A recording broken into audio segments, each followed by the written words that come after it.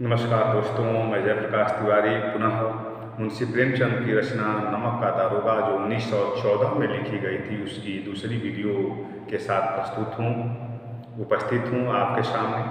कल तक हम लोगों ने पहली वीडियो में पढ़ा था कि बंशीधर और पंडित ओलूपीदीन के बीच में पैसे को लेकर के तर्क वितर्क हो रहा है। ओलूपीदीन जानते हैं कि लक्ष्मी के सहारे मैं इससे दारोगा को अपने बस में कर लूँगा, लेकिन ऐसा नहीं हुआ। अब इसके बाद कि आगे की कहानी हम प्रस्तुत कर रहे हैं कि दुनिया सोती थी पर दुनिया की जीभ जागती थी। सवेरे देखिए तो बालक वृद्ध सबके मुंह से यही बात सुनाई देती थी। जिसे देखिए वही पंडित जी के इस व्यवहार पर टीका टिप्पणी कर रहा था। निंदा की बौछारें हो रही थी, मानो संसार से अब पापी का पाप कट गया। पानी को दूध के नाम से बेचने वाला ग्वाला, कल्पित रोजाना मचे भरने वाले अधिकारी वर्ग, रेल में बिना टिकट सफर करने वाले बाबू लोग, जाली दस्तावेज बनाने वाले सेठ और साहूकार, यह सबके सब देवताओं की भांति गर्दनें चला रहे थे। जब दूसरे दिन पंडित ओलूपीदीन अभियुक्त होकर कांस्टेबलों के साथ हाथों में हथकड़ियाँ, हृदय में ग्लानि और क्षोभ भरे लज्जा से गर्दन झुकाए अदालत की तरफ चले तो सारे शहर में हलचल मच गई। मेलों में कदाचित आंखों इतनी व्यग्र न होती होगी, भीड़ के मारे छत और दीवार में कोई भेद न रहा। किंतु अदालत में पहुंचने की देर थी। पंडित ओलूपीदीन इस अगाध वन के सिंह थे। अधिकारी वर्ग उनके भक्त, अमले उनके सेवक, वकील मुख्तार उनके आज्ञापालक और अर्दली चपरासी तथा चौकीदार तो उनके बिना माल के गुलाम थे। उन्हें देखते अब वहाँ भीड़ केवल पड़ी हुई थी, बस जाने की देर थी। पहुँचे बेचारे, अदालत में मुकदमा शुरू हुआ और ये जीत भी जाते हैं। पहुंचने की देर ही थी, लोग चारों तरफ से दौड़े। सभी लोग विस्मित हो रहे थे, इसलिए नहीं कि ओलूपीदीन ने क्यों यह कर्म किया, बल्कि इसलिए कि वह कानून के पंजे में कैसे आए। ऐसा मनुष्य जिसके पास असाध्य साधन करने वाला धन और अनन्य वाचालत हो, वह क्यों कानून के पंजे में आए। प्रत्येक मनुष्य उनसे सहानुभूति प्रकट करता था। बड़ी तत्परता से इस आक्रमण को रोकने के लिए निमित्त वकीलों की एक सेना तैयार हो गई। न्याय के मैदान में धर्म और धन में युद्ध ठन गया। बंशीधर चुपचाप खड़े थे, उनके पास सत्य के सिवा कोई और बल न था। स्पष्ट भाषण के अतिरिक्त कोई शस्त्र, गवाह थे किंतु लोभ से डवाडोल।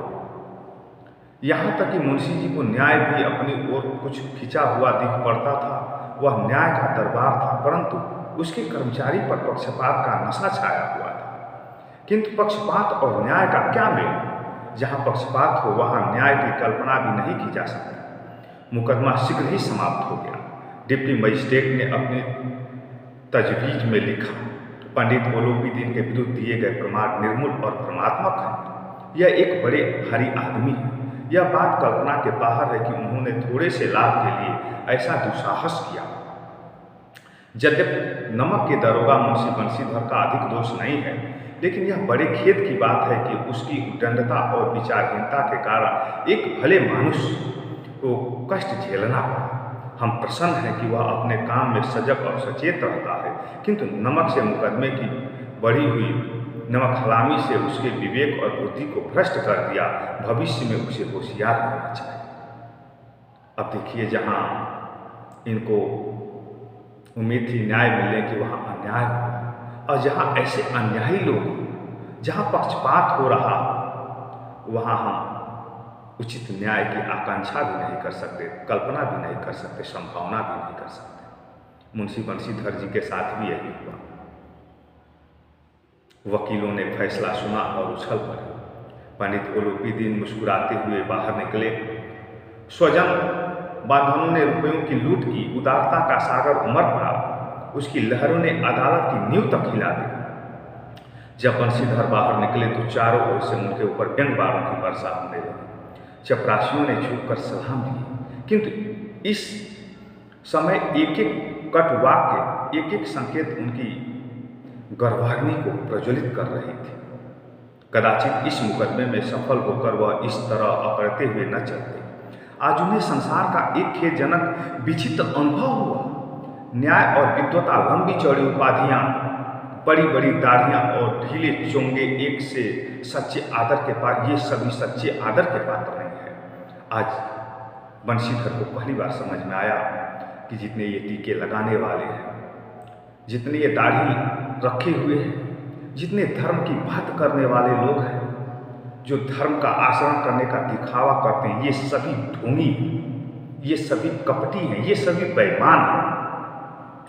बंशीधर ने धन से पैर मोल लिया था, उसका मूल्य चुकाना अनिवार्य था। कठिनता से एक सप्ताह बीता होगा कि मुअत्तली का परवाना आ पहुंचा।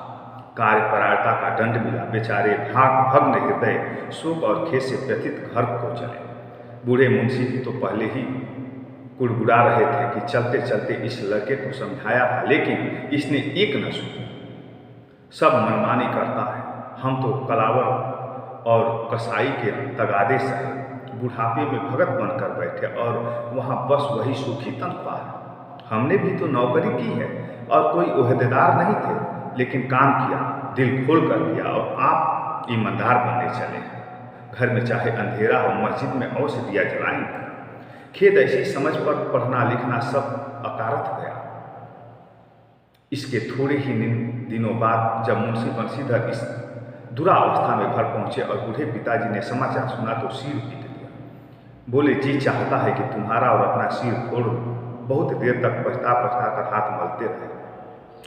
क्रोध में कुछ कठोर बातें भी कही, और यदि बंशीधर वहां से टल न जाते तो अवश्य यह क्रोध विकट रूप ले सकता था। वृद्धा माता को भी दुख हुआ। जगन्नाथ और रामेश्वर यात्रा की कामनाएं मिट्टी में मिल गई। पत्नी ने तो कई दिनों तक सीधे मुंह बातें भी नहीं किया। ये समाज की सच्चाई है कि जब नौकरी चली गई तो लोगों को यह लग रहा था कि ये सारा जो दोष है इस व्यक्ति का है, लेकिन जहाँ वैमनस्य हो, जहाँ बेईमान हो, जहाँ इस तरह के उचल्ले हो, जहाँ पक्षपात का नशा छाया हुआ हो, वहाँ एक सज्जन व्यक्ति क्या कर सकता है। इसी प्रकार एक सप्ताह बीत गया। संध्या का समय था। बूढ़े मुंशी जी बैठे राम नाम की माला जप रहे थे। इसी समय उनके द्वार पर सजा हुआ रथ आकर रुका। हरे और गुलाबी पर्दे, पछहिए बैलों की जोड़ी, उनकी गर्दनों में नीले धागे, सींगे पीतल से जड़ी हुई। कई नौकर लाठियां कंधों पर रखे साथ थे। मुंशी जी अगवानी को दौड़े। देखा तो पंडित गोलोपी थे झुककर दंडवत की। अब बेचारे मुंशी जी इनके दरवाजे पर आए हुए हैं तो ये उन्हें झुक करके नमस्कार करते हैं।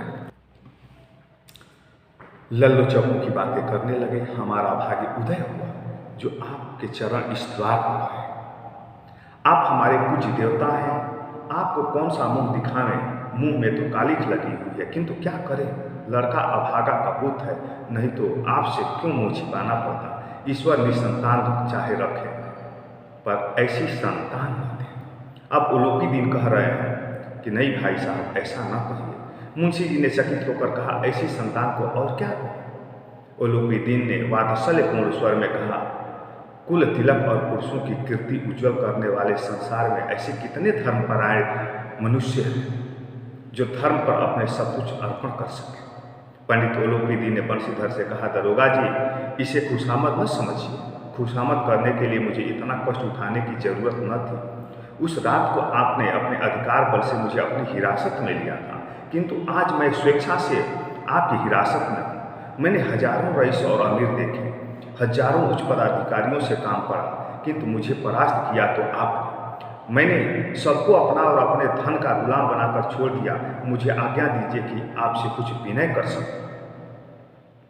बंशीधर ने उलोपी दिन को आते देखा तो उठकर सत्कार किया, किंतु स्वाभिमान से। समझ गए कि यह महारत मुझे लज्जित करने के लिए और चलाने के लिए आए हैं। क्षमा प्रार्थना का चेष्टा नहीं की, वरन उन्हें अपने पिता की यह ठकुर सुहाती की बात असह्य से प्रतीत हुई। पर पंडित जी की बातें सुनी तो मन का मैल मिट गया। पंडित जी की ओर उड़ती हुई दृष्टि से देखा, सद्भाव झलक रहा था। गर्व से अब लज्जा के सामने सिर झुका लिया। शर्माते हुए बोले, यह आपकी उदारता है जो ऐसा कहते हैं। मुझे जो कुछ अभिनय हुई है उसे आप क्षमा करें। मैं धर्म की बेड़ी से जकड़ा हुआ था, नहीं तो वैसे मैं आपका दास हूँ। जो आज्ञा होगी वह मेरे सिर माथे हो। उलूपी ने विनीत भाव से कहा, नदी तट पर आपने मेरी प्रार्थना नहीं स्वीकार की थी, किंतु आज स्वीकार करनी पड़ेगी। बंशीधर बोले, मैं किस योग्य हूँ, जो कुछ सेवा मुझसे हो सकती है उसे त्रुटि न होगी। उलूपी ने एक स्टाम्प लगा हुआ पत्र निकाला और उसे बंशीधर के सामने रखकर बोले, इस पद को स्वीकार कीजिए और अपने हस्ताक्षर कर दीजिए। मैं ब्राह्मण हूँ, जब तक यह सवाल पूरा न करिएगा द्वार से न हटूंगा, मैं आपके द्वार से न जाऊंगा। मुंशी बंशीधर ने उस कागज को पढ़ा तो कृतज्ञता से आंखों में आंसू भर आए। पंडित उलूपी ने उनको अपनी सारी जायदाद के अस्थायी मैनेजर नियत किया था। 6000 वार्षिक वेतन के अतिरिक्त रोजाना खर्च अलग, सवारी के लिए घोड़े, रहने को बंगला, नौकर चाकर मुफ्त। कंपित स्वर में बोले, पंडित जी, मुझ में इतनी सामर्थ्य नहीं है कि आपकी उदारता की प्रशंसा कर सकूं, किंतु मैं ऐसे उच्च पद के योग्य नहीं। उलूपी ने हंसकर कहा कि मुझे इस समय एक अयोग्य मनुष्य की ही जरूरत है। बंशीधर ने गंभीर भाव से कहा, यूँ मैं आपका दास हूँ। आप जैसे कीर्तिवान सज्जन पुरुष की सेवा करना मेरे लिए सौभाग्य की बात है, किंतु मुझ में न विद्या है, न बुद्धि है, न वह स्वभाव जो इन त्रुटियों की पूर्ति कर देता है। ऐसे महान कार्य के लिए एक बड़े मर्मज्ञ अनुभवी मनुष्य की जरूरत है। उलूपी ने कमलदान से कलम निकाली और उसे बंशीधर के हाथ में देकर बोले, न मुझे विद्वान की चाह है, न अनुभव की, न मर्मज्ञता की और न कार्य कुशलता की। इन गुणों के महत्व का परिचय खूब पा चुका हूँ और सौभाग्य और सुअवसर ने मुझे वह मोती दे दिया है जिसके सामने योग्यता और विद्वता की चमक फीकी पड़ जाती है। यह कलम लीजिए, अधिक सोच विचार न कीजिए, दस्तक कर दीजिए। परमात्मा से यही प्रार्थना है कि वह आपको सदैव वही नदी के किनारे वाला बेमरौवत, दंड कठोर परंतु धर्मनिष्ठ दरोगा बनाए रखे। बंशीधर की आंखें टपटपा गई। हृदय के सकुचित भाव में इतना एहसास न समा सका। एक बार फिर पंडित जी की ओर भक्ति और श्रद्धा की दृष्टि से देखा और कांपते हुए हाथ से मैनेजरी के कागज पर हस्ताक्षर कर दिए। उलूपी ने प्रफुल्लित होकर उन्हें गले लगा लिया। तो सत्यमेव जयते कहा गया है कि सत्यमेव जयते, सत्य की विजय अवश्य होती है, जो इस नमक के दारोगा नामक कहानी में मुंशी प्रेमचंद जी ने स्पष्ट किया है। यद्यपि भले ही बर्खास्त कर दिए जाते हैं बंशीधर जी, लेकिन एक सत्य, निर्भीक और विद्वान होने के कारण पुनः उन्हें एक अच्छे ओहदे पर नियुक्त कर दिया जाता है। तो प्यारे बच्चों, फिर हम अगले वीडियो में मिलेंगे। जय हिंद, नमस्कार, वंदे मातरम।